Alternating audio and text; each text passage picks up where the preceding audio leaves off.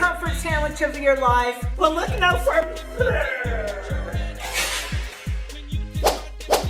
Oh man, is this sandwich worth it? You're gonna love it. Special ingredient right there. That's the secret mustard. And do not forget your spices, very important. 3 different kinds of cheeses, your choice, whatever you want.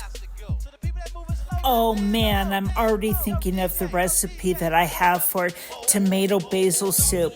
And we can take these breadsticks, these cheesy breadsticks, and dip them right in there. Little bit of life's goodness right there. Enjoy.